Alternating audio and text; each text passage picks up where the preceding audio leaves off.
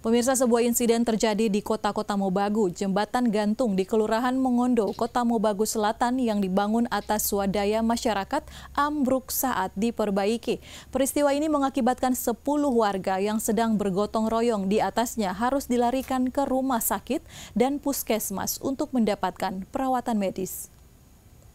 Sebanyak 10 warga Kota Mobagu harus menjalani perawatan intensif di Rumah Sakit Umum Daerah Pobundayan maupun puskesmas setempat. Ke-10 warga ini menjadi korban setelah jembatan gantung yang sedang mereka perbaiki ambruk. Insiden ini terjadi saat para warga sedang bergotong oyong memperbaiki jembatan tersebut yang selama ini dibangun dan dirawat atas inisiatif masyarakat.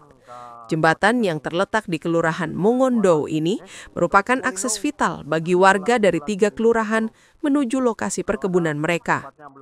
8 korban dilarikan ke RSUD Pobundayan dan 2 diantaranya sudah diizinkan pulang, sementara 6 korban lainnya masih dirawat inap. Keluhan umum yang dialami korban adalah nyeri di sekujur tubuh.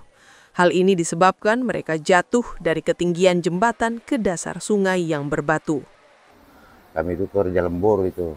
Nah, sejak kemarin pagi itu kami kerja untuk bakti renovasi jembatan gantung ya. Nah, karena sudah memang jalan 5 tahun mungkin 6 tahun. Nah, terus dipacu kerja bakti pagi sampai jam 11 istirahat lagi, ganti orang lagi.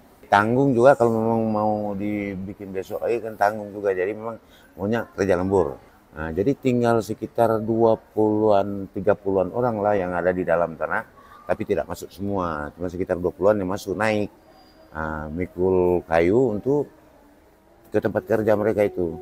Pemerintah Kota Mobagu diharapkan segera merespons insiden ini dengan memberikan bantuan medis kepada korban dan merencanakan pembangunan kembali jembatan yang lebih layak, mengingat pentingnya akses tersebut bagi aktivitas perkebunan warga. Tim Liputan Kawanwa TV melaporkan.